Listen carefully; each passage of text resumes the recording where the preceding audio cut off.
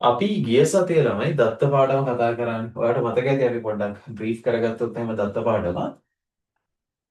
මතකයි ටට්ටක් ගාලා chat එකට දාන්න බලන්න. හරිද? අපි කිව්වා දත්ත මූලික වශයෙන් හරි කොටස් දෙකකට බෙදන්න පුළුවන් කියලා. කොහොමද අපි බෙදාගත්තේ? ගුණාත්මක දත්ත සහ ප්‍රමාණාත්මක දත්ත කියලා අපි කොටස් දෙකකට දත්ත බෙදුවා මතකයිද ළමයි? ගුණාත්මක දත්ත සහ ප්‍රමාණාත්මක දත්ත. අපි කිව්වා ගුණාත්මක දත්තයක් කියන්නේ මොකද්ද? ගණනය කළ නොහැකි දත්තවලට හරි උදාහරණයක් විදිහට වචනයෙන් කියන්නේ සංඛ්‍යාත්මක විස්තර කරන්න බැරි දේවල් වලට අපි මොනවා කියලාද ළමයි? ගුණාත්මක දත්ත කියලා. අපි කිව්වා හැඟීම් වගේ දේවල් මොනවට අයිති වෙන්නේ කියලාද? ගුණාත්මක දත්තයන්ට අයිති වෙනවා කියලා. හරි. ඊළඟට පුතේ ප්‍රමාණාත්මක දත්ත කියන කොටස ගත්තාම අපි කිව්වා සංඛ්‍යාත්මකව ගණනය කරලා දක්වන්න පුළුවන් දේවල් තමයි අපි දන්නේ මොකේදද? ප්‍රමාණාත්මක දත්ත කියන කොටසට. හරි. එතකොට මේ විදිහට දත්ත මූලික වශයෙන් බෙදාගත්තට පස්සේ අපි කිව්වා භූගෝල විද්‍යාව ඇතුළේදී හරි මේ භූගෝල විද්‍යාව තුළ තියෙන දත්ත කියන එක නැවත අපි කොටස් දෙකකට බෙදා ගන්න පුළුවන් කියලා. භූගෝල විද්‍යාවේ පවතින දත්ත ප්‍රධාන කොටස් දෙකයි නැවත. මොනවද කොටස් දෙක? කාලික දත්ත හා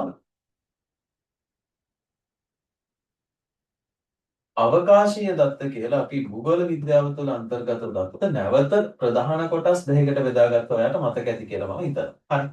කාලික දත්ත කියලා අපි කතා කරේ මොනවද ළමයි?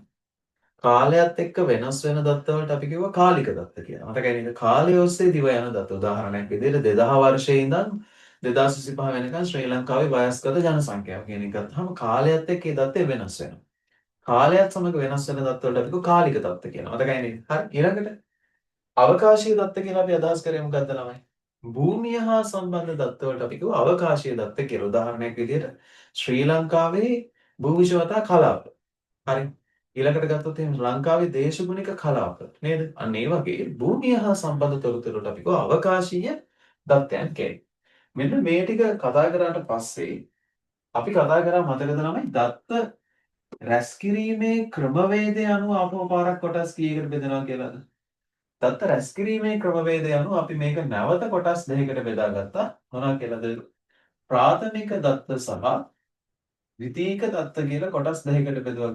මම හිතනවා මතක ඇති කියලා. හරිද? මොනවද කොටස් දෙක? ප්‍රාථමික දත්ත සහ ද්විතීයික දත්ත කියලා කොටස් දෙකකට බෙදාගෙන වෙන් කරගත්තා. හරි. අපි කො ප්‍රාථමික දත්තයක් කියන්නේ මොකද්ද පුතේ? යම්කිසි පර්යේෂකයෙකු විසින් වෙන්න පුළුවන්, පුද්ගල සමූහයක් වෙන්න පුළුවන් නේද? හරි. කාණ්ඩයක් වෙන්න පුළුවන්. විසින් එකතු කරගන්න දත්තවලට අපි කිව්වා ප්‍රාථමික දත්ත කියලා. එතකොට යම්කිසි පරීක්ෂණයක් උදෙසා තමන් විසින්ම දත්ත එක් රැස් කිරීමට තමයි අපි කියන්නේ ප්‍රාථමික දත්ත කියලා. හරි. ද්විතීයික දත්ත කියලා අපි මොනවද ළමයි කතා කරේ? ද්විතීයික දත්ත කියලා අපි අදහස් කරේ වෙනත් අයෙකු විසින් රැස් කරන ලද්ද දත්ත පාවිච්චි කරනවා නම් අපි ඒකට කිව්වා ද්විතීයික දත්තයක් කියලා. ඔයාලට මතකද මම කිව්වා මේ ද්විතීයික දත්ත භාවිතා කරද්දී අනිවාර්යයෙන්ම කරන්න ඕන වැඩේ මොකද්ද පුතේ? ඒ දත්ත ලබාගත් මූලාශ්‍රය සඳහන් කිරීම අනිවාර්යයි කියලා අපි කතා කරා. හරි. දැන් මේ දෙන්න ගැන කතා කරද්දී මේ දත්ත රැස්කිරීමේ ක්‍රමවේදය අනුව අපි ආපහු මේවා බෙදාගත්තවට මතකද? ප්‍රාථමික දත්ත රැස්කිරීමේ ක්‍රමවේද කියලා කීපයක් අපි කතා කරා. හරි. ද්විතීයික දත්ත රැස්කිරීමේ ක්‍රමවේද ගැන නැවත වෙනම කතා කරා මතකයිද? හරි. අපි උදාහරණ කීපයක් මතක් කරමුකෝ.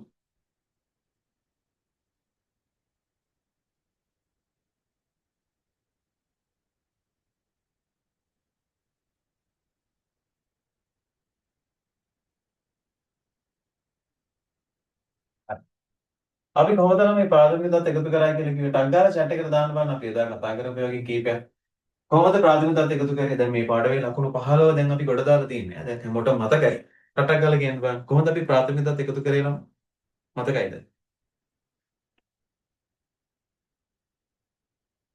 ප්‍රාථමික දත්ත එකතු කරපු ක්‍රමයක් කියන්න බලන්න. මම එකක් ලියන්න මොනවද? අපි ප්‍රාථමික දත්ත එකතු කරා මොනවාගෙන්ද ළමයි? නිරීක්ෂණ වලින් එකතු කරා මතකයි නේද? නිරීක්ෂණ මගින් ප්‍රාථමික දත්ත එකතු කරා. තව මොනවද? නිරීක්ෂණ ප්‍රධාන කොටස් දෙකකට බෙදුවා මතකයිද? මොනවද කියලාද? ඍජු නිරීක්ෂණ සහ සහභාගීත්ව නිරීක්ෂණ කියලා අපි මේක කොටස් දෙකකට බෙදාගත්තා. මතකයි නේද? අපි පොයේ දවසේ ගොඩාක් වෙලා අරගෙන කරපු පාඩමක් මේක. හරි? නිරීක්ෂණ කරනවා තව මොනවද? එහෙමයි. සම්මුඛ සාකච්ඡා වලින් අපි දත් එකතු කරලා ඔයාලට මතක ඇති. හරි? තව මොනවාගෙන්ද ළමයි අපි කතා කරේ? මම කිව්වා ප්‍රශ්නාවලියක් ඉදිරිපත් කරන්න පුළුවන් කියලා මතකයි නේද? හරි. තව අපි කතා කරා සමීක්ෂණ වලිනුත් ප්‍රාථමික දත්ත එකතු කරන්න පුළුවන් කියලා කිව්වා. හරි. හොඳයි. ගොඩක් අය උත්තර දාලා තියෙනවා. මට කියන්නකෝ අපි ද්විතීයික දත්ත එකතු කරන ක්‍රම මොනවද? වෙනත් අයෙකු විසින් නිර්මාණය කරන ලද දත්ත කියලා අපි කතා කරේ මොනවද එදා? ද්විතීයික දත්ත එකතු කරපු ක්‍රම මොනවද? හරි. අන්තර්ජාල මූලාශ්‍ර වලින් අපිට පුළුවන් කියලා කිව්වා. හරි. එතකොට තව මොනවද අපි කතා කරේ? ඕනනම් මේකේ දැන් අලුත් එකක් විදිහට කෘත්‍රිම බුද්ධිය කියන එක වට වෙනම ගන්න පුළුවන්. මොකද දැන් ගොඩාක් වැඩවලට අපි පාවිච්චි කරන්නේ කාවද ළමයි? කෘත්‍රිම බුද්ධිය කියන සංකල්ප නිසා. හරි. තව මොනවද පාවිච්චි කරේ අපි? පුස්තකාල මූලාශ්‍ර පාවිච්චි කරා මතකයි නේද? හරි. පුස්තකාල මූලාශ්‍ර තව මොනවද මගේ ළමයි අපි කතා කරේ? වෙනත් ලිපි ලේඛන නේද? හරි. තව වෙනත් ලිපි ගැන කතා කරා ආටිකල්ස් තියෙන ඒවා. තව සිතියම් භාවිතා කරා කියලා කිව්වා නේද? වෙනත් කෙනෙකු විසින් ගත්ත ඡායාරූප භාවිතා කරනවා නම් ඒකත් ද්විතීයික දත්තයක් කියලා අපි කිව්වා. වෙනත් කෙනෙක් ඇඳ පින්තූරයක් පාවිච්චි කරනවා නම් ඒකත් ද්විතීයික දත්තයක් කියලා කිව්වා. හැබැයි මෙහෙම එකක් තියෙනවා. හොයාගන්න ෆොටෝ එකක් මොකක් හරි ආටිකල් එකකට හරි මොනවට හරි ඔයා පාවිච්චි කරනවා කියලා හිතන්නකෝ. ඔයා ගන්න ෆොටෝ එකක් නම් ඒක ප්‍රාථමික දත්තයක්ද ද්විතීයික දත්තයක්ද? ටක් ගාලා උදාහරණ දාන්න. ටක් ගාලා කියන්නේ. ඔයා ගත්ත ෆොටෝ එකක් නම් ඔයා පාවිච්චි කරන්නේ ඒක ගන්නේ ප්‍රාථමික එකක් විදියට ද්විතීයික එකක් විදියට. ටක් ගාලා ක්ලික් වෙන්න ඕනේ මොකේද ගන්න කියලා. ඒක මොකක්ද ළමයි? ප්‍රාථමික දත්තයන්. පැහැදිලිද අදහස? එහෙනම් ගන්න. ඒක වෙනස් වෙන විදිය ගැන අයිඩියා එකක් තියෙනවා. හරිද? ඒක ප්‍රාථමික දත්තයක්. ද්විතීයික එකක් නෙමෙයි. ඔයා ගන්න එක නෙමෙයි. ඔයා හදපු පින්තූරයක් තමයි පාවිච්චි කරන්නේ. එහෙනම් ඒක ප්‍රාථමික දත්තයක්. ඒතකොට කාගෙන්වත් ගත්තේ නැහැ. මතකයි නේද? මම ඔයාලට කියලා දුන්නා එදා මොකද්ද? එතිකලි වෙන්න නම් මොකක් කරන්න ඕනද? ඔයා වෙන කාගේ හරි දත්තයක් පාවිච්චි කරනවා නම් තොරතුරක් පාවිච්චි කරනවා නම් ඒ ගත්ත මූලාශ්‍රය සඳහන් කිරීම වඩා වැදගත් කියලා අපි කතා කරා. හරි. මේ ටික කතා කරාට පස්සේ මගේ ළමයි අපි පර්යේෂණ කියන කොටස නම් ඔයාලට මතකයිද? හරි. පර්යේෂණ වලට ආවම මම කිව්වා පර්යේෂණ ප්‍රධාන කොටස් කීයක් තියෙනවා කියලාද? දෙකක් තියෙනවා කියලා කිව්වා නේද? මොනවද? ගුණාත්මක පර්යේෂණයි ප්‍රමාණාත්මක පර්යේෂණයි කියලා කොටස් දෙකක් තියෙනවා කියලා අපි කතා කරා. මම කිව්වා පර්යේෂණයක් කියන්නේ මොකද්ද? රිසර්ච් එකක් කියන එක නේද? හරි. ගුණාත්මක රිසර්ච් එකක් නැත්නම් අපි ඒකට කිව්ව ගුණාත්මක පර්යේෂණයකට මොකක් කියලාද? ක්වොලිටේටිව් රිසර්ච් එකක් කියලා. ප්‍රමාණාත්මක පර්යේෂණයකට අපි කිව්ව මොකක් කියලාද ළමයි? ක්වොන්ටිටේටිව් රිසර්ච් එකක් කියලා. හරි. අපි කිව්ව සමහර පර්යේෂණ ගුණාත්මකයි. සමහර පර්යේෂණ කොයි වගේද පුතේ? ප්‍රමාණාත්මකයි කියලා අපි කතා කරන්නේ. උදාහරණයක් විදිහට ඔයාලට මතක ඇති මම කිව්වා යාචකයන්ගෙන් යම්කිසි ප්‍රදේශයකට සිදුවන බලපෑම කියන එක ගත්තොත් එහෙම යාචකයෝ ගැන කරනවා කියන එක ගුණාත්මකයි නේ. යාළුවගේ බලපෑම කියන එක කොච්චරද කියලා අපිට ගැනලා ඉදිරිපත් කරන්න බෑ. හරි. කොළඹ නගරයේ දේශගුණික වෙනස් වීම කියන එක මොකක්ද ළමයි? ප්‍රමාණාත්මක පර්යේෂණයක්. මතකයි නේද? ඒක ගණනය කරලා දක්වන්න පුළුවන් මෙන්න මෙච්චරකින් දේශගුණය වෙනස් වෙලා තියෙනවා කියන්නේ. වර්ෂාපතනෙ මෙන්න මෙච්චරකින් වෙනස් වෙලා තියෙනවා. සුළං රටාව මෙන්න මේ විදිහට වෙනස් වෙලා තියෙනවා කියලා ගණනය කරලා දක්වන්න පුළුවන්. මම කිව්වා සමහර පර්යේෂණවලදී මේ දෙකම තියෙනවා කියලා. ඒවට කිව්වේ කවුද කියලා මතක එක්කෙනෙක් ටක් ගාලා chat එකට දාන්න බලන්න. යම්කිසි පර්යේෂණයක දෙකම තියෙනවා නම් මම ඒකට කියලා දුන්නේ මොකක් කියලාද පුතේ? මතකයිද ඔයාලට? යම්කිසි පර්යේෂණයක කොටස් දෙකම තියෙනවා නම් අපි කිව්වේ මොකක් කියලාද පුතේ?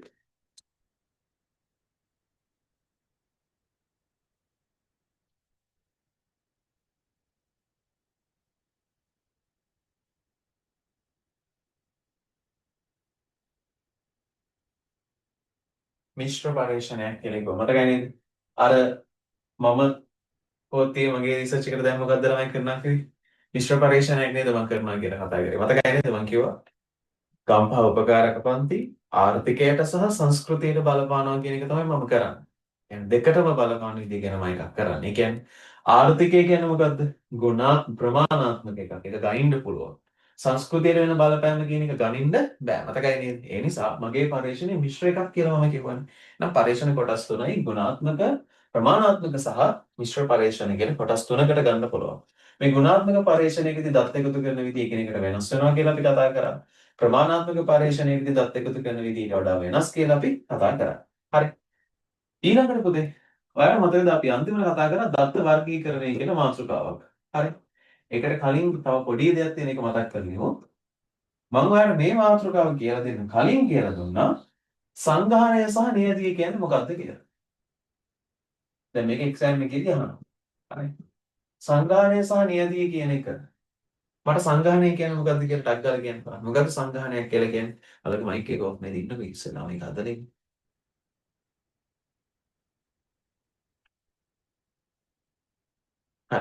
පුතේ මයික් එක ඔන් කරලා කියන්න පුළුවන්. මොකද අපි සංග්‍රහණය කියලා කිව්ව ළමයි.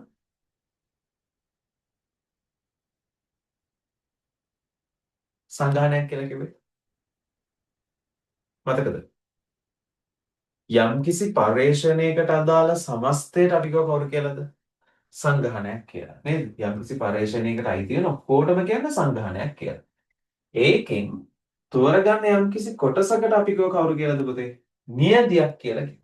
උදාහරණයක් විදිහට මම කිව්වා අර කැම්පස් එකේ එහා පැත්තේ තිබ්බ සරසවිගම අපි රිසර්ච් එකක් කළා කියලා. ඔයාලට මතකයි නේද මම කිව්වා? හරි. එතකොට සරසවිගම අස්වැසුම ගන්න ජනසංඛ්‍යාව ඉන්නවා පවුල් එකක ඉන්න අස්වැසුම ගන්න අය 230ක්. හරි. එතකොට දැන් එහෙනම් පර්යේෂණයට අදාළ වෙන්නේ කවද? අස්වැසුම ගන්න අයව තමයි මේකට අදාළ වෙන්නේ. මම කියන්නේ පර්යේෂණ මාතෘකාව තමයි මොකද්ද? අස්වැසුම නිසා යාළගේ ජන ජීවිත දියුණු වෙලාද නැද්ද කියන එක තමයි අපේ පර්යේෂණය කරන්න තිබ්බේ. දැන් එහෙනම් මේකට අදාළ පර්යේෂණයට අදාළ සමස්තය කවුද? අස්වැසුම ගන්න 230මයි තියෙන්නේ. හැබැයි ওই 230ම අපිට පරීක්ෂා කරන්න බෑ. ඒ වැඩේට ලොකු පිරිවැයක් යනවා නේද? ලොකු ශ්‍රමයක් යනවා කියලා අපි කතා කරන්නේ. හරි. ඒ නිසා මොකක් කරනවද ළමයි? මේගොල්ලෝ අතරින් කීප දෙනෙක්ව අපි තෝරගන්නවා. සංගාහණයකින් තෝරාගත් පිරිසට අපි කවුරු කියලාද? නියැදියක් කියලා. උදාහරණයක් විදිහට මම කිව්වා මේකෙන් පවුල් එකක 30ක් අරගෙන තමයි අපි මේ වැඩේ කරේ කියලා. එහෙනම් මොකද කතාව? යම්කිසි පරිශ්‍රණයකට අදාළ සමස්තයට කියන්නේ සංග්‍රහණයක් කියලා. ඒකෙන් තෝරාගන්න යම්කිසි කොටසකට කියනවා නියැදියක් කියලා. දැන් උදාහරණයක් විදිහට ලංකාවේ ජන සංගණනය කියලානේ කියන්නේ නේද? නැත්නම් සංග්‍රහණය කියලානේ කියන්නේ. ඒ කියන්නේ ඒකෙදි ලංකාවේ ඉන්න කෝටි 2යි තව ලක්ෂ 30ක් විතර වෙච්ච ජනසංඛ්‍යාව ඔක්කොමයි තියෙනවා. කවුරුත් අතාරින්නේ නැහැ ඒකෙදි. හැබැයි අපිට ඒ වගේ එකක් කරන්න බෑ. ලොකු ශ්‍රමයක් ලොකු පිරිවැයක් යනවා කියලා අපි කතා කරන්නේ. ඒ නිසා අපි මොකක් හරි පරිශ්‍රණයක් කරද්දී කරන්නේ මොකද්ද ළමයි? ඒ පර්යේෂණයට දාලා සමස්තයේ යම්කිසි කොටසක් තෝරගන්න. තෝරගන්න කොටසට අපි කියනවා නියැදියක් කියලා. හරි. මම උදාහරණයක් විදිහට මම හිතන්නකෝ එහෙම ලංකාවේ භූගෝල විද්‍යාව කරන ළමයින්ට අමාරුම විෂය කොටස මොකක්ද කියන එක නැත්තම් පාඩම් ඒකකේ මොකක්ද කියලා මම පර්යේෂණයක් කරනවා කියලා හිතන්නකෝ. එතකොට ඒකට අදාළ සමස්තය කොච්චරක් වෙනවද ළමයි? සාමාන්‍යයෙන් එක අවුරුද්දකට ඒල කරනවා ජියෝග්‍රැෆි වලින් 48000ක් විතර. සංග්‍රහණය කියන්නේ 48000නේ. මට හැමෝගෙම ප්‍රශ්න කරන්න විදිහක් නැහැ. මම මොකද්ද කරන්නේ? අපේ ගෲප් වල ඉන්න ළමයි 4000ක් විතර අරගෙන මොකක් කරනවද ළමයි? අන්න හදා ගන්නවා කාවද? නියැදියක්. ඒගොල්ලන්ට අමාරුම කියලා කියන පාඩම තියෙනවා නේද? එතකොට ඒක තමයි මම දකින්නේ මොකක් කියලාද? අමාරුම පාඩම කියලා අපිට අඳුන ගන්න පුළුවන් වෙන්නේ. සංග්‍රහණය කියන්නේ පරිශ්‍රණයකට අදාළ සමස්තයට. ඒකෙන් තෝරා ගන්න කොටසකට අපි කියන කවුරු කියලාද? නියැදිය කියලා. ඒ විදිහට කොටසක් තෝරා ගැනීමට අපි කවුරු කියලාද? නියැදිකරණය කියලා කතා කරා මතක ඇති. හරි? එහෙනම් ඔන්න ඔය ටික තමයි උතනදී අපි කතා කරේ.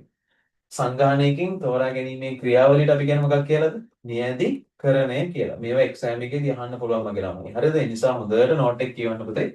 ලස්සන පිළිවෙලට දීලා තියෙනවා. හරි? නියැදිකරණයේදී අපි නියැදියක් තෝරගත් ආකාර කීයක් කියලා දුන්නද මම ඔයාලට? හතරක් කියලා දුන්නා මතකද? මම කිව්වා නියැදි ආකාර හතරක් හඳුනා ගන්න පුළුවන් කියලා. කොහොමද අපි නියැදි හදාගත්තේ? මම කිව්වා සරල සසම්භාවී නියැදියක් කියලා. මතකද? ඒ කියන්නේ සංගාහණයට අදාළ සමස්තයටම අහඹු විදිහට අපි යාළගෙන් කීප දෙනෙක් තෝරගෙන තමයි මේක කරන්නේ. එතකොට ඒ හැමෝටම අවස්ථාවක් තියෙන එක හා සමානව. ඉතින් අපිට හිතිච්ච එක්කෙනෙක්ව තමයි අපි ගන්නෙ නියැදිය විදියට. අනිත් එක අපි කතා කරා මොකද්ද ළමයි? විධිමත් නියැදියක් ගැන කතා කරා මතකද?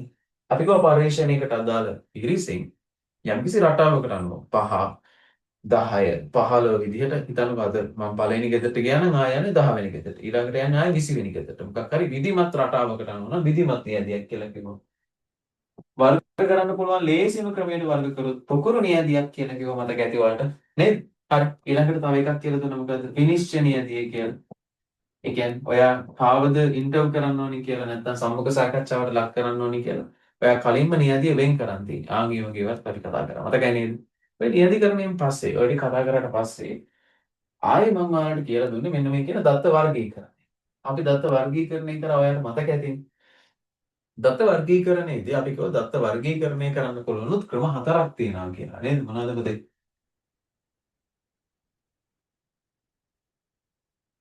අපි දත්ත වර්ගීකරණය කරගත්තේ කොහොමද මගේ ළමයි?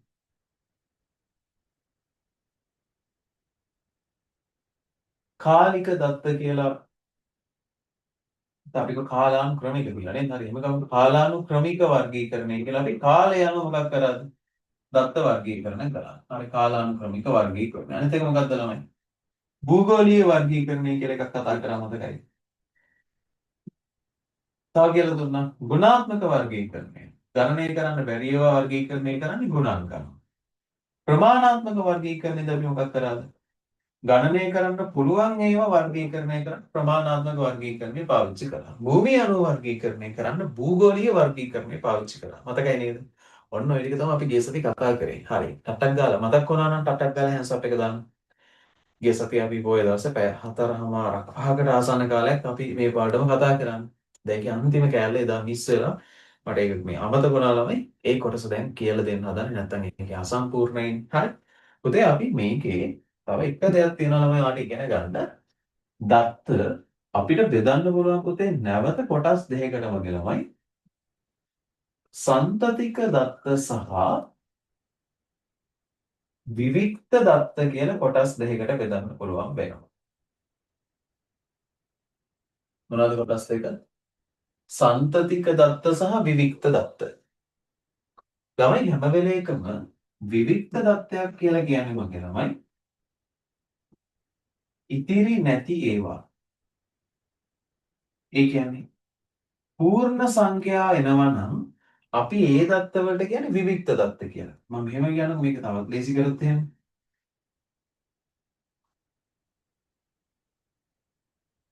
විවික්ත දත්තයක් කියලා කියන මගේ ළමයි දශම නොයෙදෙන ඒවා. ඒවට දශම යෙදෙන්නේ නැහැ.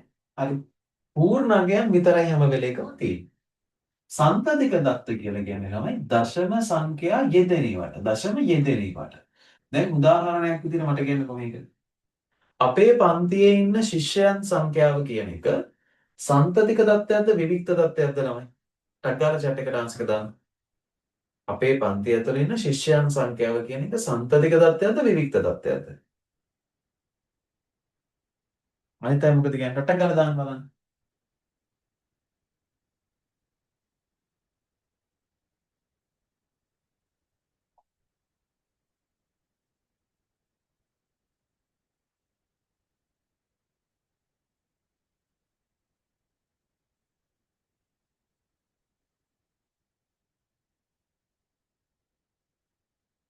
කවුද ළමයා? විවික්ත දත්තයක් නේද? ඉතිරි නෑ නේද? දැන් අපේ පන්තියේ ඉන්න අය මොකද? 8.2යි නේද? 20.2යි කියලා එහෙම එනවද නෑනේ? පූර්ණ සංඛ්‍යා. ළමයි 17යි නම් 17යි. 16යි නම් 16යි. හරි වෙනස් වෙන්නේ අගයක් තියෙනවා පැහැදිලි අගයක් තියෙනවා. 200යි නම් 200යි. හරි. ඊළඟට ඔයා ගාව තියෙන පෑන් සංඛ්‍යාව කියන එක ඔයා ගාව තියෙන පෑන් සංඛ්‍යාව කියන එක. ඒක මොකද්ද ළමයි? සන්තතිකයිද විවික්තයිද?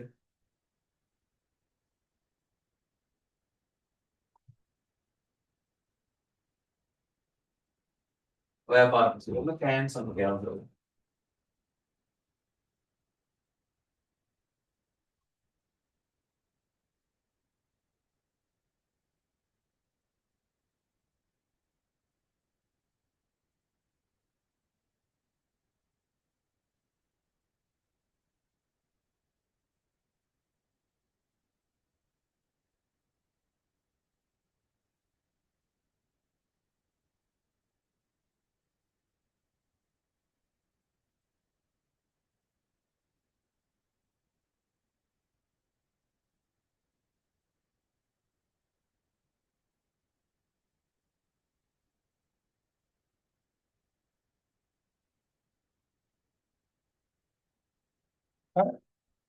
ඒකත් විවික්තයි නේද? හරියට හරි. අවන්දම වගේ මෙහෙම එකක් අහන්න.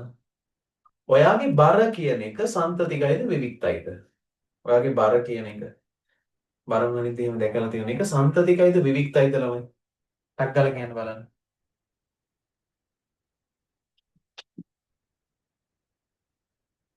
ඒක සන්තතිකයි. තේරෙනවද නේද කතාව? ඒ කියන්නේ මොකද්ද? කිලෝග්‍රෑම් 60.2යි නේද? ඔයාගේ උස කියන්නේ මොකද්ද එහෙනම් ළමයි? සන්තතිකයිද විවික්තයිද? උස කියන එක. ඒකත් සන්තතික දත්තයක්. තේරෙනවද නේද? ඒකෙත් මොකක්ද එනවා මේ? දශම යෙදෙනවා. අන්න ඒවට අපි කියන මොනවා කියලාද? සන්තතික දත්ත කියලා. හරි එහෙනම් මොන්න මේක මතක තියාගන්න. මේක ඉරිගහන ප්‍රශ්නවල තියෙනවා. මම මේ ඔයාලට වැඩේ දීලා හෙව්වා මගේ පාස් පේපර් පොත දාපු දිහාවක් නෑ. ඇත්තටම හොයාගන්න මේ වෙලාවේ. ඒක ඕනේ අපි කතා කරමුකෝ. හරි. ඉන්නඩෙක් ඉන්නවා නේද? හරි. ඒ ටික තේරෙනව නේද ළමයි? ඒකට ටක් ගාලා පොඩි නෝට් එකක් දාගන්න පුතේ. සන්තතික දත්ත සහ විවික්ත දත්ත කියන එක. ඔයාලට තේරෙන විදිහට පොඩි නෝට් එකක් දාගන්න ළමයි.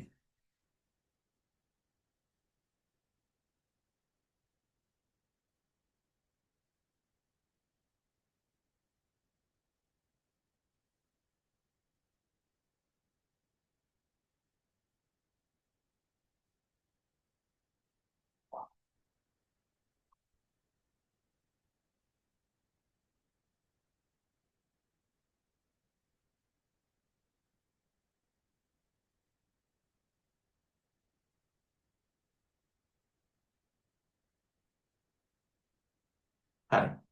දාගන්න ටක් ගාලා සන්තතික දත්ත සහ විවික්ත දත්ත කියන්නේ මොකක්ද කියලා.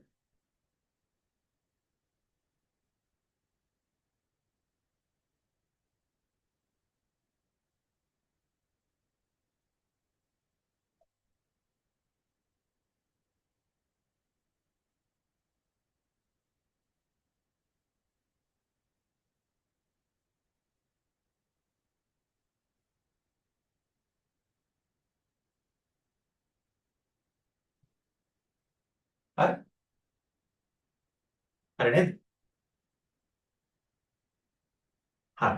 ඊළඟට පුතේ ඔන්න මේ අපි යන්කෝ තව එකක් කියලා දෙන්න තියෙනවා ළමයි. සමූහිත දත්ත සහ අසමූහිත දත්ත කියන්නේ මොකක්ද කියලා. සමූහිත දත්ත සහ අසමූහිත දත්ත. ඔයා මේකත් සමහර විට පාස් පේපර්ස් වල දකින්න ඇති. සමූහිත දත්ත හා අසමූහිත දත්ත. මේ දෙක කතා කරමුකෝ. පුතේ සමූහිත දත්ත හා අසමූහිත දත්ත කියන එකේදී මේ අසමූහිත දත්ත වලට ළමයි මම මෙහෙම කියන්නකො කෙලින්ම. පරේක්ෂකයෙකු විසින් රැස් කරගන්න අමු දත්ත වලට තමයි අපි කියන්නේ කවුරු කියලාද? අසමූහිත දත්ත කියලා කියන්නේ. එහෙනම් මට කියන්න. අමු දත්ත කියන්නේ ප්‍රාථමික දත්තයක්ද ද්විතීයික දත්තයක්ද?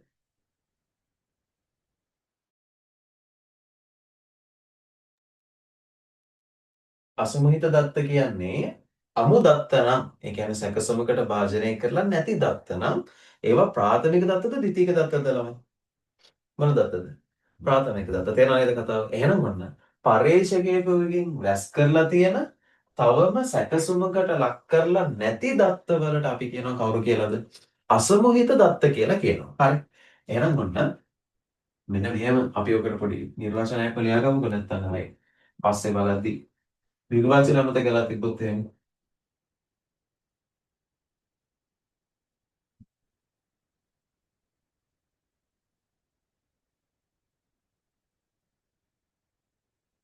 පරේක්ෂකයෙකු විසින් රැස් කරන ලද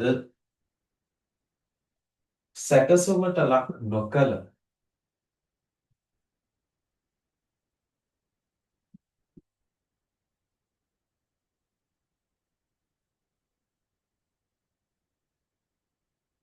අමු දත්තයන් අසමූහිත දත්ත නම් වේ.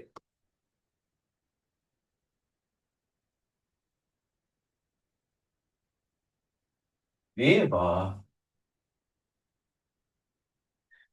ප්‍රාථමික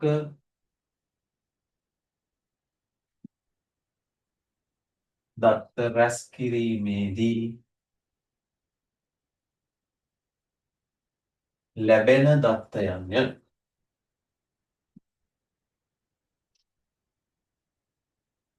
හරි. මේකට අංග දාලා දාගන්නකො දෙන්න. දාගන්නකො ළමයි හැමෝම.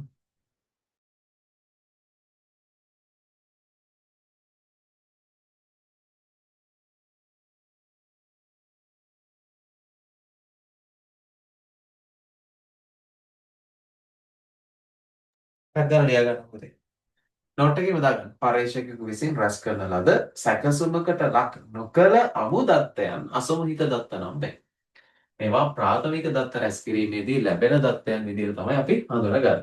විශේෂත්වය තමයි මේ දත්ත තාම මොකක් කරලා නැද්ද තමයි භාවිතා කරලා නැහැ. ඒක තමයි මෙයාගේ තියෙන ලක්ෂණය. හරි.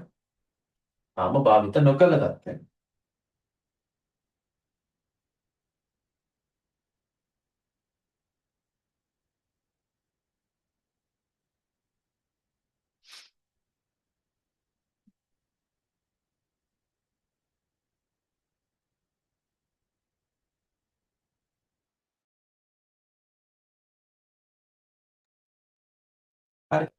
ඉවරද ළමයි? හරි නේද? පර්යේෂක විසින් රැස් කරපු තාමත් සැකසුමකට ලක් නොකළ දත්ත වලට අපි කියනවා අසමූහිත දත්තයන් කියලා. හරි. ඊළඟට තියෙන පුතේ සමූහිත දත්ත ගැන කියන්නේ. එහෙනම් දැන් අදහස තේරුණා නිකන් කියන්න බලන්න. සමූහිත දත්ත කියන්නේ එහෙනම් මොනවා වෙන්නේ නැතිද? දැන් අසමූහිත කියන්නේ රැස් කරලා තියෙන නමුත් සැකසුමකට ලක් නොකළ අමුදත්ත වලටනේ. එහෙනම් සමූහිත කියන්නේ කවුද කියලා නිකන් හිතනයි කියන්න බලන්න. සමූහිත දත්ත කියන එකේ කාට වෙන්නේ නැතිද? ඔයගේ අදහස කියන්න බලන්න. දැන් වචන එකක් අහු වෙන චේන අනිත් එක කියා ගන්න පුළුවන් කියලා මම හිතනවා. එහෙනම් සමූහිත කියන්නේ කවුරු වෙන්නේ නැතිද?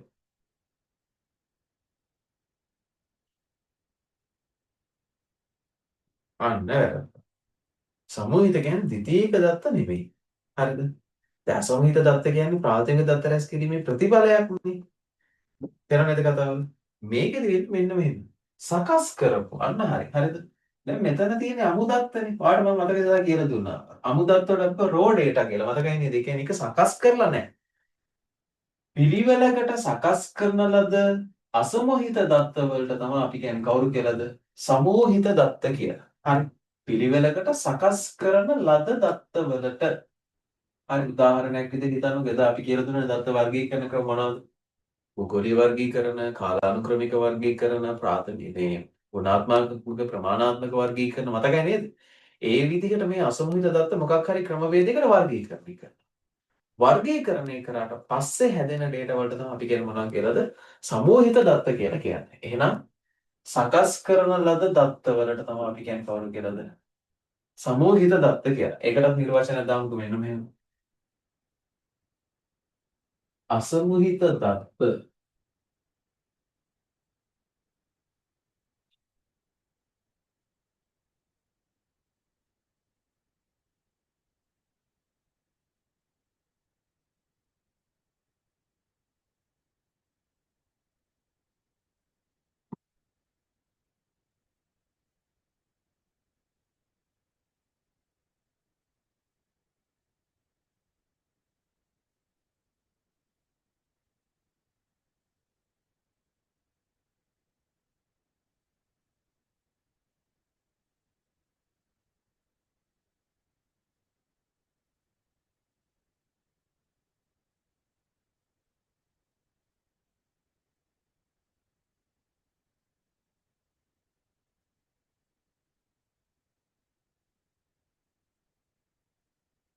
ඔන්න මේකට නිර්වචනය. හරි. දැන් මතකනේ ඔයාලට අපි ඉස්සෙල්ලා කිව්වා පර්යේෂක විසින් රැස් කරලා සැකසුමට ලක් නොකළ අමුදත්තයන්ට අසමහිත දත්ත කියලා. හරි. ඒ පර්යේෂකයා විසින් රැස් කරලා හදාගත්ත අමුදත්ත වර්ගීකරණයකට ලක් කරලා පිළිවෙලකට සකස් කරාම අපිට හම්බ වෙන දත්ත වලට අපි කියන්නේ කවුරු කියලා දෙනවා? සමූහිත දත්ත කියලා. හරි. කතාව තේරුණා නම් ටක් ගාලා හැස් අපිට දාන්නකෝ. ඒක ඉස්සෙල්ලා තේරෙනවද කියන්නේ ඊට පස්සේ ලියන්න. අසමූහිතයි සමූහිතයි කියන එක තේරුණා නම් ටක් ගාලා හැන්ස් අප් එකට දාන්න. පැහැදිලිද පුතේ කතාව? ඒ දෙක වෙන් වෙන්ව තේරෙන්න ඕනේ. එතකොට තමයි වැඩේ කරගන්න පුළුවන් වෙන්නේ. හරි. පැහැදිලි නේද අදහස? හරි. හරි. හරි. ටක් ගාලා දාගන්න පුතේ මේක.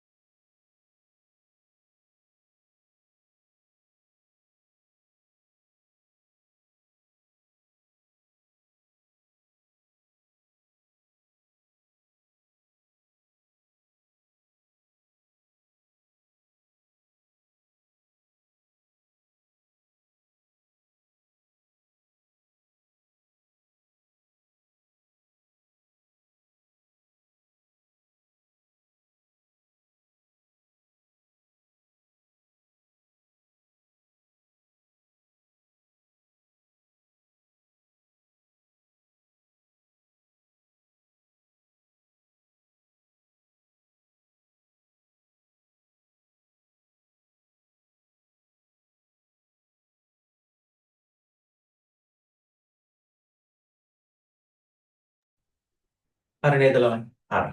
අපි දැන් ඔන්න උගන්වලා ඉවරයි. හරිද? ඒක එච්චරයි තියෙන්නේ. මට ඔයාලට කියලා දෙන්න ඕනනේ සන්තතික දත්තයි විවික්ත දත්තයි කියන්නේ මොකක්ද කියලා සහ අසමෝහිත සහ සමෝහිත දත්ත කියන්නේ මොනවද කියලා. හරි. ඒ ටික තේරුණා නම් ටක් ගාලා chat එකට heart එකක් දාන්න. පැහැදිලි නේද හැමෝටම? ගැටලුවක් නැහැ නේද? හරි. ලේසි කතාවක් තිබ්බේ. සන්තතික විවික්ත කියන්නේ මොකද්ද? විවික්ත කියන්නේ පූර්ණ සංඛ්‍යාව වලට. ඒ වගේ ඉතිරි වෙන්නේ නැහැ. දශම නැහැ. තේරුණාද කතාව? ලංකාවට එන සංචාරකයන් සංඛ්‍යාව, ලංකාවේ වැව් ගන්න, විල් ගන්න. ඒවට දශමයේ දෙන්නේ නැහැ. දශමයේ දෙන ඒවාට කිව්ව සන්තතිකයි කියලා. නේද? හරි ඊළඟට සමෝහිතයි කියලා කියන්නේ පිළිවෙලක සකස් කරපු දත්තවලට. හරි. අසමෝහිත දත්ත කියන්නේ එහෙම සකස් නොකර තියෙන අමු දත්තවලට. හරි. හරි. ඊළඟට පුතේ අපි පොඩි පාස් පේපර් ප්‍රශ්නයක් බලමු දැන් මේ පාඩමේ. ඔයාලට කොච්චරක් පුළුවන්ද කියලා ඔයාලා බැලුවද? හරි. හරි. ඔන්න මම දාලා තියෙනවා 2019 පේපර් එක. අපි චුට්ටක් බලමුකෝ.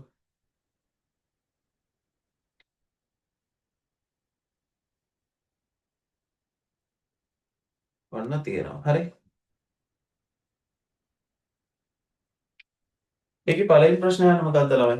දත්ත සහ තොරතුරු අතර වෙනස දක්වන්න. ඔබාන් පුළුවන් හෑන්ඩ්ස් අප් එක දාන්න. මාර ලොකු ප්‍රශ්නයක් අහලා වගේ නේද? දත්ත සහ තොරතුරු අතර වෙනස දක්වන. එන වැඩක්ද ළමයි ඒක නෑ නේද? හරි. හරි. දත්ත සහ තොරතුරු අතර වෙනස කිව්වහම දත්ත කියන්නේ මොකද්ද? සැකසුමකට භාජනය නොකළ අංග වලට. නැත්නම් අපි කිව්වොත් තොරතුරු සකස් කරන්න අවශ්‍ය කරන අමුද්‍රව්‍ය වලට අපි කියන්නේ දත්ත කියලා. හරි. දත්ත පිළිවෙලකට සකස් කරාම තමයි අපි වල කියන්නේ මොනවා කියලාද? තොරතුරු කියලා කියන්නේ. බාහිර ඊළඟට කියනවා. ප්‍රාථමික දත්ත සහ ද්විතීයික දත්ත අතර වෙනස දක්වන්න කියලා කියනවා. පේ විරිලෙච්ච අය බෑ. කොහොමද වෙනස දන්නේ හැන්ඩ්ස් අප් එක දාන්න බලන්න. ප්‍රාථමික දත්තයි ද්විතීයික දත්තයි වෙනස දන්නවා. ලකුණු හතරක් දීලා තියෙනවා ඔන්න ඔයාගෙන ලියනකොට ඒකත් ප්‍රාථමික දත්තය අනුව පරීක්ෂකයෙකු විසින් නේද? නැත්නම් පුද්ගලයෙක් පුද්ගල කණ්ඩායමක් විසින් යම්කිසි පරීක්ෂණයකට අදාළව තමා විසින්ම රැස් කරගන්න දත්තවලට. ද්විතීයික දත්තයක් කියන්නේ වෙනත් අයෙකු විසින් රැස් කරන ලද දත්ත. ඒවා භාවිතා කරද්දී මූලාශ්‍රය සඳහන් කිරීම වගේ දේවල් වඩා වැදගත් කියලා අපි කතා කරන්නේ. නේද? තුන්වෙනි එක බලන්න පුතේ. ප්‍රාථමික දත්ත රැස් කරනු ලබන ක්‍රම හතරක් හඳුන්වන්න කියලා කියනවා. මොනවාද දැන් අපි පටන් ගත්තෙත් කිව්වා නේද? මොනවාද? නිරීක්ෂණ කොටස් දෙකයි ඍජු නිරීක්ෂණ සහභාගිතා නිරීක්ෂණ කියලා. හරි සම්මුඛ සාකච්ඡා ප්‍රශ්නාවලි සහ සමීක්ෂණ කියලා අපි කොටස් හතරක් කතා කරා නේද? ඒ හතර ගැන තමයි අහන්නේ. හරි ඊළඟට ප්‍රාථමික දත්ත රැස් කිරීමේදී මුහුණ දෙන ගැටලු දෙකක් කෙටියෙන් පැහැදිලි කරන්න. ඒක පුළුවන් අතොස්සන්න බලන්න. පුළුවන් වෙන්න ඕන. ඔයාට පුළුවන් වෙන්න ඕනේ අනිත් පන්ති වල ළමයින්ට බැරි වුණත්. ඇයි? මම ඔයාලට වෙන වෙනම දීලායි තියෙන්නේ ප්‍රාථමික දත්ත රැස් කිරීමේ එක එක ක්‍රමවේදවල තිබ්බ විභවතාවයන්. ඒ කියන්නේ යාළුවගේ තිබ්බ හැකියාවන් සහ දුර්වලතා ගැන. මතකයි නේද? හරි. එතකොට ඒක ලේසියෙන් ලියන්න පුළුවන් ප්‍රශ්නයක්. දැන් මොන්න ඔච්චරයි 2019 අහලා තියෙන්නේ. හරි. මේ අවුරුද්ද යන ළමයි සංඛ්‍යානේ පාඩමෙන් ප්‍රශ්නයක් ඇවිල්ලා නැහැ. සංඛ්‍යානේ එන්නේ නැතුව තමයි ඇවිල්ලා තියෙන්නේ. ඒ නිසා ගොඩක් ලේසියෙන් ගොඩ දාන්න පුළුවන් විදිහට තමයි ප්‍රශ්නේ හැදිලා තියෙන්නේ. හරි. හරි. ඊළඟට මේ 2021 A level පේපර් එකේ එකක් මම ඔයාලට කියවන්නම්. මේ ඒකේ අහනවා දත්ත රැස් කිරීමේ ක්‍රමයක් වශයෙන් සම්මුඛ සාකච්ඡාවල ප්‍රයෝජන දෙකක්. ටක් දාලා chat එකට දාන්න බලන්න ඕනේ. දත්ත රැස් කිරීමේ ක්‍රමවේදයක් විදිහට සම්මුඛ සාකච්ඡාවල තියෙන වාසි මොනවද අපි කතා කරමු. ටක් ගාලා මතක් කරන්න බලන්න. දත්ත රැස් කිරීමේ ක්‍රමවේද ලෙස මේ සම්මුඛ සාකච්ඡාවල තිබ්බ වාසි මොනවද? හිතලා කියන්න බලන්න අපි කතා කරා. ඒකෙදි ප්‍රතිචාරය මොකක් කරනවද හැම වෙලේකම? ඍජු ප්‍රතිචාර හම්බ වෙනවා කියලා අපි කතා කරා. තව මොනවද තිබ්බේ කියලා මම. ඊළඟට අදාළ තොරතුරු පිළිබඳව කියන්නේ අදාළ දත්ත රැස් කිරීම කියන එක ඍජුව කරන්න පුළුවන්. හැම වෙලේකම ඒක පිළිබඳ තියෙන තොරතුරු වල නිර්වද්‍යතාවය තහවුරු වෙනවා අනිත් ක්‍රමවේද වලට වඩා සම්මුඛ සාකච්ඡාවලදී නේද? ඊළඟට ඒක පුද්ගල මේ කියන්නේ අපි කොහොම මොකක් කියලා දෙනවා මේකට? ඒක පුද්ගලවද කියන්නේ මොකද්ද? ඒක කෙතර මෙහෙම හිතන්න උදාහරණයක් විදියට. දැන් පුද්ගල නිශ්චිත තොරතුරක් නේද? සම්මුඛ සාකච්ඡාවකදී එළියට එන අර මම වාට කියලා දුන්නේ. උදාහරණයක් විදිහට ආදරය කියන එක ගැන ඔයාට හිතන විදිහයි අපේ පන්ති අනිත් ළමයින්ට හිතන විදිහයි මට හිතන විදිහයි කියන එකට වෙනස්. නේද? ඒතකොට ඒක පුද්ගල නිශ්චිත අදහසක්. ඒව ගන්න පුළුවන් කියලා අපි කතා කරා. නිර්වද්‍යතාවය කියලායි මොකද අපි එතන ඉන්නවා. නේද? ප්‍රතිචාර බහුලයි කියලා අපි කතා කරා. පිළිතුරු වල නිශ්චිතතාවයක් තියෙනවා. මොකද අපි මෙතන මොකට මොන හම්බෙලා කතා කරන්නේ. හරි. ඊළඟට කියන පුතේ බලන්න. තොරතුරු ඉදිරිපත් කිරීම සඳහා ප්‍රායෝගික භූගෝල විද්‍යාවේදී භාවිත කරන ක්‍රම ශිල්ප. තොරතුරු ඉදිරිපත් කරන්න ප්‍රායෝගික භූගෝල විද්‍යාවේදී භාවිත කරන ක්‍රම ශිල්ප කියන්නේ. නිරූපණ ක්‍රමවේද ඕනම එකක් ඔය අහන්නේ මොනවද? සිතියම්, ගුවන් ඡායාරූප නේද? චන්ද්‍රිකා ඡායාරූප. ඒ වගේ කැමති එකක් ගැන ඔයාලට විස්තර කරන්න පුළුවන්.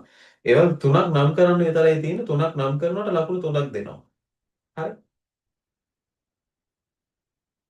හරි. ඊළඟට බලන්න පුතේ කියනවා. ඉහත දෙකෙහි ඔබ විසින් සඳහන් කළ ක්‍රම ශිල්ප දෙකක් තෝරාගෙන ඒවායේ ප්‍රයෝජන දෙක බැගින් විස්තර කරන්න. හිතන්න සිතියම නම් ගත්තේ.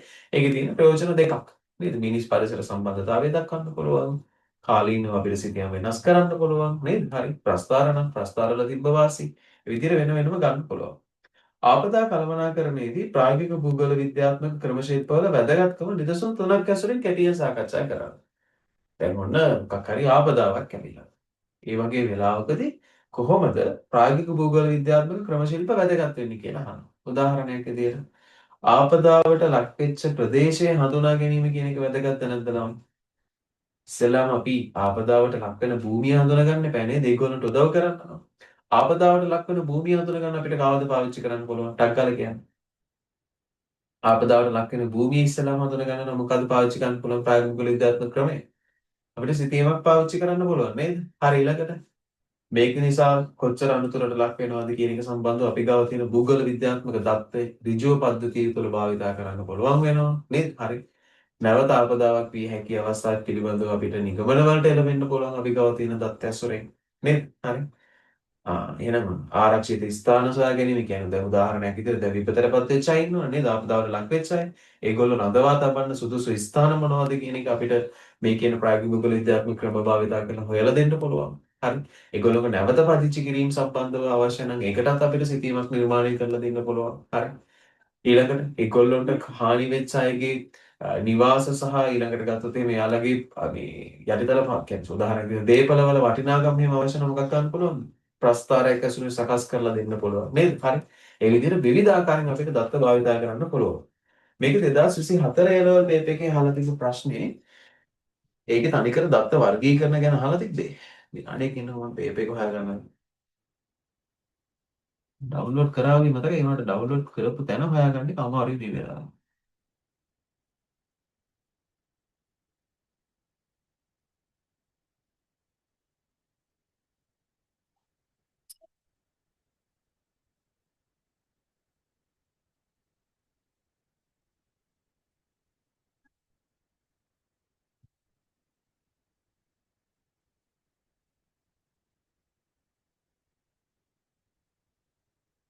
හම්බුණා.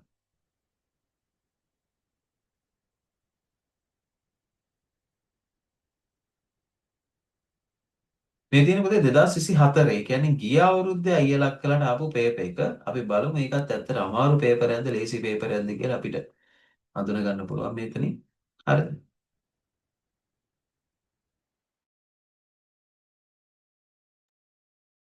හරි. පළවෙනි කහන මොකක් කියලාද ළමයි? ප්‍රාථමික දත්ත සහ ද්විතීක දත්ත යන්නෙන් අදහස් කරන්නේ කුමක්ද යන්න උදාහරණ සමග සඳහන් කරන්න කියලා කියනවා. ලේසි එකක් අහන්නේ. හරි. අර 2019 තිබෙත් මේකමයි නේද ළමයි? මේ 2024 පේපර් එකේ තියෙන විශේෂත්වය තමයි ළමයි මෙතන දීලා තියෙන ප්‍රශ්න හතරම ඇවිල්ලා දත්ත වර්ගීකරණය කරන්න පුළුවන් ක්‍රම හතරක් තියෙනවා. අර අපි කලින් කතා කරේ. හරි. ඒ වර්ගීකරණ ක්‍රම ටික තමයි මෙතන දීලා තියෙන්නේ. දැන් ප්‍රාථමික දත්තයක් කියන්නේ තමා විසින්ම රැස් කරගන්න දත්ත. ද්විතීයික දත්ත කියන්නේ වෙනත් අයෙක් විසින් රැස් කරන දෙන දත්ත නේද? හරි. ඒක තමයි එතන තියෙන්නේ. ඊළඟට බලන්න කියන්නේ. දෙවෙනි එක අහනවා ගුණාත්මක දත්ත සහ ප්‍රමාණාත්මක දත්ත අතර වෙනස කුමක්ද කියලා. ඒකටත් ලකුණු දෙකක් දෙනවා. මොනවද ගුණාත්මක දත්ත කියන්නේ? ගණනය කළ හැකි දත්තද නෑ නේද? මොකද ගණනය කළ නොහැකි දත්තට ගුණාත්මක දත්ත කියලා. සංඛ්‍යාත්මක ගණනය කළ හැකි දත්ත වලට ප්‍රමාණාත්මක දත්ත කියලා. එතකොට මේ දෙන්නවා පැහැදිලි කරන්න තියෙනවා. වෙනස අහන්නේ. සරලව ලියන්න තියෙන්නේ ගණනය කරන්න පුළුවන් ගුණාත් මේ ප්‍රමාණාත්මක දත්ත ගුණාත්මක දත්ත ගණනය කළ නොහැකි කියලා ලියන්නයි තියෙන්නේ. ඊළඟට බලන්න කියනවා පුතේ. අවකාශීය දත්ත සහ කාලික දත්ත උදාහරණ සහිතව කෙටියෙන් විස්තර කරන්න. කොහොම බලන්න දැන් මම මේක කියලා දීලා තියෙන්නේ ලියා ගන්න පුළුවන් අතවසන්. ලේසි ප්‍රශ්නයක් බලන්න ලකුණු 15. මේ ලකුණු 15 නිකන් අපිට එක්සෑම් එකට අරන් යන්න තියෙන ලකුණු නේද ළමයි. දැන් ඔයාලට දත්ත පාඩමේ කොහෙන්වත් බැරි නෑ. හරි හැමතැනකින්ම පුළුවන්. ඒ තමයි දැන් තියෙන වැඩේ. හරි. දැන් හැමතැනකින්ම දත්ත ඔයාලට පුළුවන්. අවකාශී දත්තයක් කියන්නේ මොකක්ද? භූමිය හා සම්බන්ධ දත්තවලට. කාලික දත්තයක් කියලා කිව්වේ කාලයත් සමග වෙනස් වෙන දත්තවලට. ඔන්න හතරවෙනි එක නම් මොකද්ද? අසමහිත දත්තයන්ෙන් අදහස් කරන්නේ කොහොමද? මොකද්ද නම් අදහස් කරන්නේ? සකස් නොකරන ලද අමුදත්තයන්ට තමයි අපි කියන්නේ මොකක්ද කියලාද? අසමහිත දත්තයන් කියලා.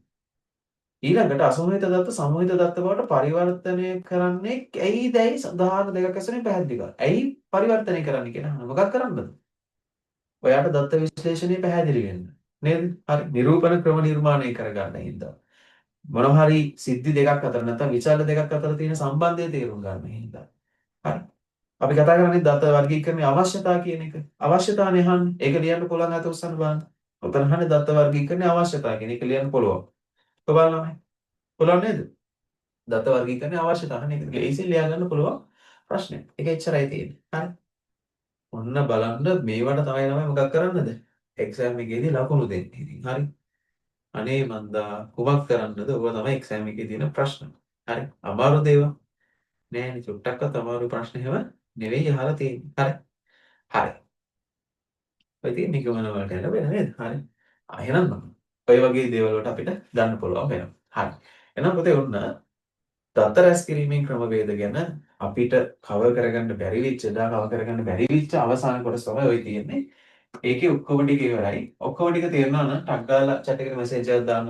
අපි ඊළඟට තව පොඩි වැඩකට යන්නයි යන්නේ. ඉක්වලින් කියන්න බලන්න. හරි. ඒකේ ඔක්කොම ටික පුළුවන් නේද හැමෝටම? ගැටලු මොනවද තියෙනවද? නොතේරෙන තැන් ඒවා මේවා තියෙනවද? නෑ නේද? හරි. හොඳයි.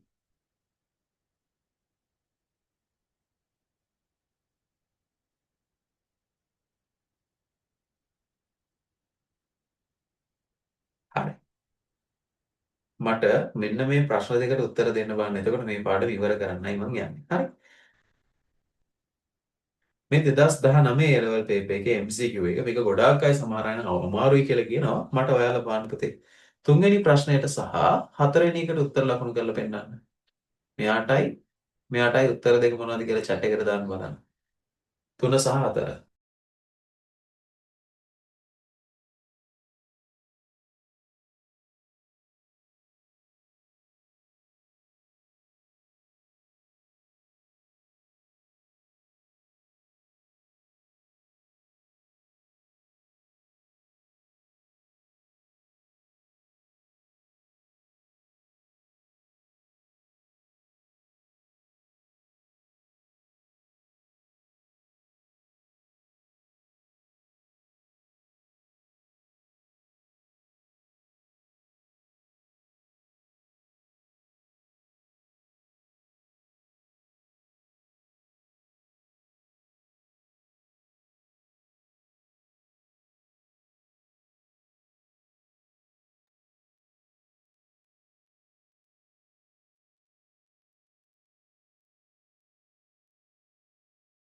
තුනයි හතර දෙකම ඈ.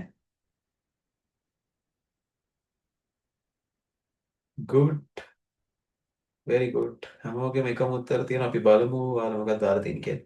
හරි. මුලින්ම අහන්නේ පරීක්ෂණයකදී යොදා ගන්නා දත්ත ප්‍රධාන වර්ග කොටස් දෙකයි. පරීක්ෂණ යොදා ගන්න දත්ත මූලික වශයෙන් බෙදෙන කොටස් දෙක මොනවද ළමයි? සිතියම් සහ ගුවන් ඡායාරූප, සංගණන වාර්තා සහ පුවත්පත්, සමීක්ෂණ සහ මිනුම්. ඒක නම් එන ගොන් විදියට හදලා තියෙන්නේ කියන්නේ ළමයි. ඊයා ඒක ඇත්තටම හදලා තියෙන විදිහ එන ගොන් chart විදියට හදලා තියෙන්නේ. ඉතින් බැලුවොත් නිකන් උත්තරේ පේන ඕන මොඩේට මේ පාඩම නිකන් හරි කියවගෙන තියෙනවා නම් එහෙම. නිරීක්ෂණය මගින් රැස් කළ දත්තයකට උදාහරණයක් අහනවා. අපි දන්නවා ඍජු නිරීක්ෂණ සහ සහභාගී නිරීක්ෂණ කියලා කොටස් දෙකක් තියෙනවා. ඒ දෙකෙන් මොකක් හරි එකකින් රැස් කරපු දත්තය මොකක්ද? V වගාව සඳහා භාවිත කරන යෙදවුම් ප්‍රමාණය. ග්‍රාම නිලධාරී කොට්ටාසයක ජන සංඛ්‍යාව. සුපිරි වෙළඳ සැලක් තුළ පාරිභෝගික චර්යා ඊළඟට කාර්යාලීය කාර්ය සහායකින්ගේ අධ්‍යාපන මට්ටම කියන එක එහෙම බලන්න බෑ නේද? හරිද? කුටුම්බයක ආදායම් මාර්ගත් එහෙම බලන්න බෑ. ජන සංඛ්‍යාව කියන එකත් බලන්න පුළුවන් එකක් නෙමෙයි. යෙදවුම් ප්‍රමාණය කියන එකත් එහෙම බලලා අපිට තොරතුරු ගන්න පුළුවන් එකක් නෙමෙයි. මොකද්ද ගන්න වෙන්නේ? සුපිරි වෙළඳ සැලක් තුළ පාරිභෝගික චර්යා කියලා. හරි. වැඩේ පැහැදිලිද පුතේ කතාව? ඔන්න ඔච්චරයි තියෙන්නේ. ඉතින් බලන්නකෝ අමාරුද කියලා.